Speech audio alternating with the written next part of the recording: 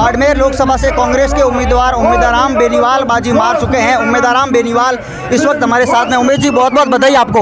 धन्यवाद आपको, बहुत बहुत पूरे थार वासियों का बहुत बहुत आभार, बहुत बहुत धन्यवाद कि आपने मन से चुनाव लड़ा, आपके मन की जीत हुई, सच्चाई की जीत हुई, आप अच्छाई की जीत हुई, इसलिए आपको संपूर्ण थार वासियों का बहुत बहुत आभार, बहुत बहुत धन्यवाद। सर, बायतू विधानसभा से 2 चुनाव हारने के बाद इतनी बड़ी जिम्मेदारी क्या मानते सर?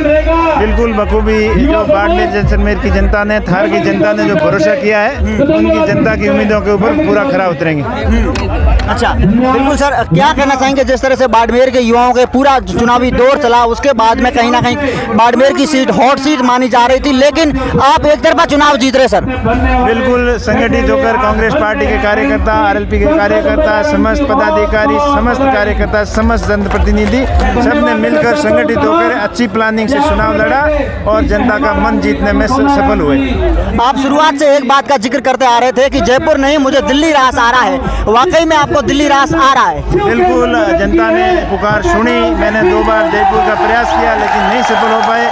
दिल्ली मुझे शुरू से घर जैसा लगती थी और लोगों ने पूरा दोनों हाथ से आशीर्वाद दिया, 36 कौम के लोगों ने आशीर्वाद दिया और मुझ पर भरोसा जताया। मैं जनता के भरोसे पर खरा उतरूंगा और दिल्ली में बैठकर थार के लोगों की मूलभूत सुविधा हो, चाहे शिक्षा के क्षेत्र में हो, चाहे रोजगार के क्षेत्र में हो, चाहे डेवलपमेंट के क्षेत्र में हो, इंफ्रास्ट्रक्चर के क्षेत्र में हो, चाहे रोजगार के क्षेत्र में हो, मजबूती से पैरवी करेंगे और थार का बहुमुखी विकास कैसे होगा, इसके लिए दिन और रात प्रयास करेंगे।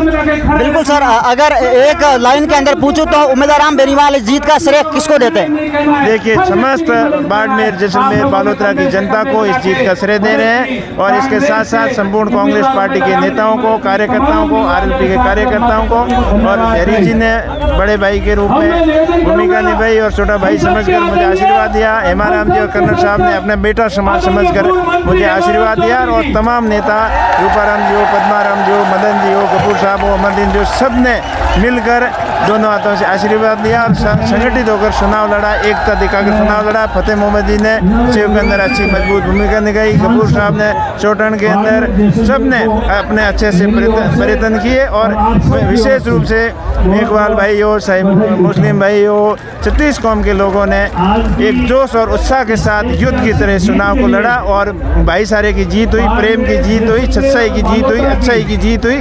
और मेरा प्रयास रहेगा कि डिजिटल एजुकेशन, स्मार्ट एजुकेशन में अपने मारवाड़ थार का बहुमुखी विकास हो, शिक्षा के क्षेत्र में जो कमियां रही है उनको पूरा करेंगे और इसके साथ साथ किसानों के लिए बिजली, पानी और सिंचाई का पानी हर खेत तक कैसे पहुंचे, उसके लिए दिल्ली में बैठकर पूरी पैरवी करेंगे। बिल्कुल सर, आपके सामने दुनिया की सबसे बड़ी पार्टी का दावा करने वाली भारतीय जनता पार्टी नंबर 3 पे रहती है और निर्दलीय उम्मीदवार रविंद्र सिंह भाटी नंबर 2 पे आते हैं, क्या कहना चाहिए?